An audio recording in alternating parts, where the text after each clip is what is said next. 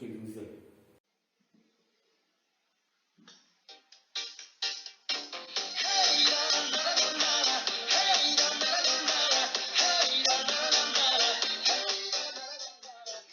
Сәлем достар, бүгінгі тақырыбымыз Human Machine Interface SCADA, яғни адам машина жүйесі SCADA.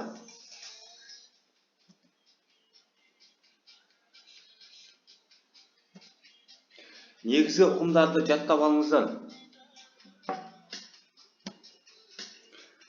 Жалпы ұғым SCADA ол белгілі объект туралы реал уақытта ақпаратты жинау, бағалау, көрсету, архивтеуге арналған бағдарламалық қамтамасыз ету. Асу тобының бір бөлігі осы SCADA болып саналады. SCADAда әрбір айнымалы тек деп аталады, ол физикалық шаманы сипаттайды. SCADA жүйесінің негізгі бір құрамдас бөлігі блогы ол OLE сервер, OPS сервер. OPS деген OLE for Process Control. Бұл түрлі компаниялар шығарған әртүрлі приборлар, датчиктер, ПЛК-лар, атқарушы механизмдерді бір-бірімен байланыстыру үшін арналған ашық протоколдардың жиыны. Бұл OSI моделінің ішіне кіреді. Мнемосхемалар арқылы біз кез келген объектінің суреттерін, графикін, осы график арқылы суретін көре аламыз. SCADAның техникалық сипаттамалары, үш сипаттама берілді. Құндық сипаттамасы, эксплуатациялық және жобалау. Құндық сипаттамасы ол бағасы қанша деген сұраққа жауап береді. Бұл жалпы жүйенің бағасы, программасының бағасы, ендіру бағасы және қамтамасыз ету. Эксплуатациялық сипаттама деген ол қалай жұмыс істейді процесс кезінде, динамикалық процестер. Ол интерфейстің икемділігі, құжаттың сапасы, толық болуы, қазақша болуы және қамтамасыз ету сапасы. Технологиялық процесті автоматтандырылған басқару жүйесі және диспетчерлік басқару дейді. Бұл SCADAның негізгі мақсаты диспетчерлік басқару ғой.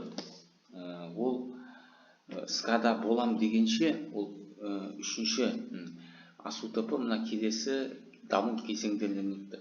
Бірінші кезеңде, ол алғашқы бірінші кезеңде, ол автоматты реттеу жүйесі ретінде ғана ол өндіріске ендірілді. Басында автоматты реттеу жүйелері құрылған. Олар ендірілді, басқару нысаны кезде жеке параметрлер, немесе қондырғылар, немесе агрегаттар болады. Басқару есептеріне стабилизация, қадағалау, бағдарламалық басқару жатады. Бұл алғашқы қадам 60-70 жылдары. Келесі қадамда екінші технологиялық процесті автоматтандыру және телемеханика жүйелерін ендіру басталды. Бұл жерде уже технологиялық процесс басқару объектілері ол кеңістікке таратылған, яғни желіде. Бірақ процесс емес, бір машина емес, ол бірнеше машина бәрі кеңістікке таратылған распределенный сеть. Басқару есептері ол тиімді басқару, адаптивті, ақылды басқару, идентификация және тағы басқа. Бұл жерде басқару нысанынан адам алшақтай бастады, алыстан басқаратын болды уже. Өлшеу құралдарын пайдаланды, атқарушы механизмдерді, телемеханика жүйелерді, яғни байланыс жүйелерін пайдаланды, мнемосхемалар пайдаланып, алыстата бастады. Ал қазіргі кезең ол соңғы үшінші кезеңде микропроцессорлар енгізіле бастады. HMI, Human Machine Interface, инженерлік психология енгізіле басталып, ақылды жүйелер пайда болды. Бұлардың бәрін адам алыстан диспетчер оператор болып, диспетчер пульттің басқарады алыстан. Ол технологиялық процесске бармайды. Алыстан берілгендерді өзі автоматты түрде SCADA жүйесі берілгендерді жинап, өңдеп, оларды көрсетіп, архивтеп, бақылауға мүмкіндік береді. SCADA жүйесінің құрамы келесі. Ол үш деңгейден тұрады. Ең жоғарғы деңгейден адам отырады, айттым ғой, диспетчерлер. Ол операторлық бөлімнен адам басқарады. Ол жерде автоматический рабочий место дейді. Автоматтандырылған жұмыс орны. Осы жерде отырады адам, REM. Сол жерде база данлықтың сервер бар, компьютерлер бар, HMI панельдер бар. Екінші деңгей ол орта деңгей, бұл контроллерлік деңгей дейді. Бұл локал PLK, программирование логикалық контрольдан берілгендерді жинап, өңдеп, синхронизациялап, резервтеу жасалады. Бұл орта деңгейі ғой. Бұл жерде контроллерлер тұрады жалпы орта. Контроллер мына операционный система реальный времени негізінде жұмыс істейді. Яғни жылдам деген сөз. Адамның реакциясы, мысалы, қосты, басты болды, сол моментте ол процесс уже басқан. Реакциясын аламыз, жылдам істейді. Бұлардың миллисекунд қой, время реакция. Бұл жерде контроллерлер, концентраторлар, коммутаторлар орналасқан. Сосын ең төменгі деңгей ол объект деңгейі. Бұл технология процесс жүріп жатқан деңгей. Бұл ақпаратты жинау, бұл жерде датчиктері, электр жетектері, механизмдер тұрады. Бұлар осы жерден басталып, ақпараттар екінші деңгейге барады, яғни PLK деңгейіне. Кейін ары қарай PLK деңгейінен диспетчер деңгейге барады. Бұл жерде орындалатын процестер логикалық басқару есебі. SCADAның құрамы мынау 3 деңгей деп айтсақ та болады. Енді 3 бөліктен тұрады. Ең жоғары деңгей мен айттым, және диспетчер операторлар тұрады. Бұл жерде RM'де. Осы жерде M2 бар. M2 деген мастер терминал дейді. Осы жерде как передатчик, прием-передатчик қой. M2 L2-ларды басқарады. L2-ларға сигналды жібереді, таратады және сигналдарды қабылдайды. M2 мастер терминал юнит. Ал әрбір объектіде, әр технологиялық процестің жанында, маңайында L2 орналасады. Ол remote терминал юнит, яғни алыстан деген remote, қашықтан басқарылатын терминал бөлігі. Бұл да терминал, бірақ екеуінің арасында екеуі антеннамен жалған, яғни ауа сигналы, радио сигналмен. Мына жерде как микропроцессор ретінде, бұлардың бәрі микропроцессорлары, бұлардың бәрі M2, L2. Енді SCADAның жобасын қалай құрамыз? Есептің берілуі. Не беріледі, нені табу керек қой? Не берілген? Мысал ретінде цехта сұйық құйылған 3 ыдыс бар, бак. Әр бакта 2 датчик орналасқан. Сұйық деңгейі және температура датчигі, 2 деңгей датчигі бар. Бірінші температура датчигі үшін жаңағы тек қой, бұл аралықта жатады. Шкала береміз, ол 0 мен 60 градус арасында жатады. 50 градуста авариялық жағдай болады. Сондықтан 50-ден аспау керек, 50 уже қызыл жана тиеді. Екінші датчик ол деңгей датчик, ол тектің аралығы, шкаласы 0 мен 300 литр арасында. Бұл жерде авариялық шек жоқ, бұны өзіміз анықтай береміз. Нені табу керек, не жасау керек? Ағымдық архив берілгендерді көрсететін мониторинг жүйесін іске асыру керек. Бас мнемосхемада жүйе туралы мәлімет болу керек. Ол қандай? Бактағы сұйықтың деңгейі, температураның деңгейі және авариялық жағдай. Мынау мәлімет мнемосхемада болу керек. Енді диспетчер тиісті бак таңдаған кезде, 3 бак бар ғой, соның біреуін таңдаған кезде тиісті ыдыс мнемосхемасы ашылып, анық ақпарат көрінеді. Оның показаниялар көрінеді, динамикалық тәртіпте өзгеру процесі көрінеді, тренд көрінеді. Архивке рұқсат беріліп, айнымалы аралығын өзгертуге болады.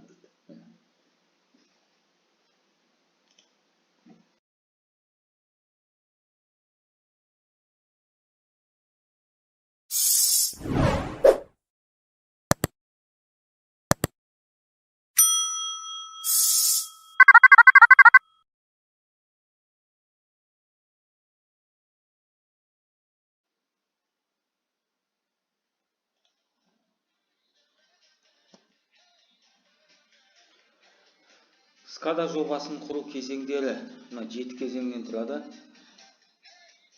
Бірінші есептің берілуі жаңа айтылды.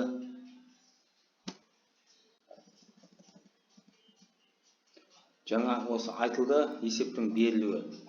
Енді сол есептің берілуі бойынша біз жүйе құрамыз. Өзі 2 объект бар, SCADAда жүйе және объект. жүйе дегеніміз ол компьютер, сервер, айнымалылар, оған қосылған жалғанған приборлар, датчиктер, ПЛКлар және тағы басқалар. Бұның барлығын біз алдымен баптаймыз, құрамыз, алдымен ат беріп құрамыз, сосын оны баптаймыз. Үшінші кезеңде объект құрамыз. Объект деген бұл нақты технологиялық процестің қасиеттері. Мысалы, завод, цех, АРМ болуы мүмкін, автоматизированный рабочий место. Одан кейін бар төртінші шкаласын құрамыз. Яғни әрбір айнымалының, яғни тектің жұмыс аралығын береміз. Қай аралықта, мысалы 60, мына жерде қанша? 60 градус 0 мен 60-тың арасы, 0 мен 300-дің арасы. Сол шкала деп аталады. Одан кейін журнал құрамыз. Әртүрлі жағдайларды бізге хабарлайтын журнал. Біз сол журналға қараймыз да, мысалы кеше, дәл қазір болмаса да кеше не болды, процесс, қандай авариялық жағдай болды, соның бәрін біз бақылаймыз журнал арқылы. Сосын график түрінде оның процестің графигін тренд арқылы көре аламыз. Процесс график түрінде. Сосын мнемосхема түрінде, яғни объектте әртүрлі клапан, атқарушы механизм, жетек, солардың бәрінің суреттері бар. Сол суреттердің бәрі бірімен байланысып, динамикалық процесті беретін мнемосхема құрамыз. Енді мына жерде мастер скада мысал ретінде мен графиктік интерфейсін келтірдім. Мастер скада. Жаңа айттым, мынау екі объект бар, система және объект. Система мынау бірінші система құрылады. Одан кейін объект болады, технологический объект. Или технологический процесс. Системаның ішіне компьютер кіреді, желінің ішіндегі құрылғылар, қай жерде орналасқан құрылғылар, оборудование кіреді. Объектіге бұл жерде бак. Мына жерде технологиялық процесске қатысты айнымалардың бәрін мына жерде сипаттаймыз. Анау оның қамтамасыз ету құрылғылары. Мына төменде мына жерден таңдаймыз. Мына жерден міне аламыз, датчики деп мына жерге қоямыз. Мнемосхема кезінде мына жерде мынаны бассақ, датчиктің мына жерге параметрлері шығады, сол параметрлерді енгіземіз. Есептеулер, управление, логикалық басқару деңгейі управление ішінде тұрады. Ал мына жерде технологиялық объект, емкость, бак, емкость бар, қалаған нәрсе мына жерден қоса береміз. Енді шкала құру. Жаңа айттым, мына жерде уже басында мына жерде еш нәрсе жоқ, еш нәрсе құрылмаған, бос тұр. Енді мына жерде уже системаның ішінде бірінші компьютер, біздің компьютеріміз, оның ішінде Modbus сервер, OPC сервер таңдалды. Оның ішінде порт конкретный. Insat, Modbus, OPC сервер, Data Access дейді, негізгі сервер. Системаның ішінде болса, енді технологиялық процесс, ең бірінші объектінің цехтан бастап тұр. Цех, сосын емкость, бак, оның кірісі, шығысы, бактың ішінде әртүрлі, мына жерде бак, емкость қой, бактың ішінде нені, қандай айнымалыны қадағалаймыз. Уровень, деңгей, температура және авариялық жағдай. Үшеуін біз үш параметрді шкала бойынша өлшеп, мына жерде шкала береміз да, аралықтарын сөйтіп өлшепті бақылаймыз. Скада деген, ол скадамен байланысу үшін әрбір құрылғыны, приборды, датчикті, ПЛКны міндетті түрде арада OPC сервер деген болады, немесе драйвер болады. Драйвер ол ескісі. Драйвер деген әрбір құрылғының өзінің, мысалы, драйвер болады ғой, программированиеда бар. Сол драйвер құрамыз, әрбір құрылғыға жеке. Сол әрбір құрылғының өзінің драйвер арқылы белгілі бір протокол бойынша байланыстырамыз. Мынау ескі, мынау контроллер. Контроллермен уже скадаға кетеді сигнал. Мынау ескі әдіс, драйвер. Қазір кейін 94 жылдан бастап OPC сервер шықты. Бұл жерде ол драйвер емес, мынау драйвер тұр ғой. Сервер, драйвер құрмаймыз. OPC сервердің ішінде уже мыңдаған құрылғылардың, приборлардың, процессорлардың, контроллер, ПЛКлардың барлығының драйверлері бар. Бұл жерде уже ол протоколдың бәрі жазылған. бұл ашық протокол ғой, сондықтан бұл ашық болғаннан кейін бұның барлығы ашық, кез келген ешқандай нені қажет жоқ. Кедергі сразу осыған байланысып кете береді. OPC сервердің ішінде баптау жасасақ, настройка, ол қандай драйвер, қандай құрылғы екенін жасасақ болды. Сондықтан мына универсальный әдіс, әмбебап, unified метод дейді ғой. Енді SCADA жүйесі әрине ол клиент сервер желілік архитектураға жатады. Ол желіде қолданатын протокол. Міне бір APC клиент, мынау екінші APC клиент, мынау бірнеше APC клиент, оның барлығы мынау сервер арқылы серверге жалғанады. Бір өзі жалғанған, мына жерде сервермен екі клиент жалған серверге, мына жерде керісінше екі сервер, екі клиент, мына жерде бір клиентпен екі APC сервер жалғанған. APC сервердің стандарттары, мынау ең негізгі стандарт APC Data Access. Бұл берілгендермен алмасу процесін сипаттайды. Одан кейін мынауда соның қасында бұл сақталған берілгендер, яғни архивтелген. Бұлар мына үшін сақталмайды, бұл дәл сол моментте көрініп тұрады да, ағай мынау сақталады. Күнде база данных болады, мына ішінде соның базаға сақталады. Одан кейін технология процеске арнайы басқаруға batch деген бір стандарты бар. Сосын Data Exchange деген бұл Ethernet желісі арқылы APC сервер, бірнеше APC сервердің байланыстыратын протокол. Бұл Data Exchange, обмен данными деген сол. Data Exchange, обмен данными между несколькими APC серверами. Келесі ол серверлердің арасында болса, мынау қалаған платформада, яғни Windows, Linux, Open System, OS, тағы басқа қалаған платформалардың барлығын біріктіретін Unified Architecture, әмбебап архитектура.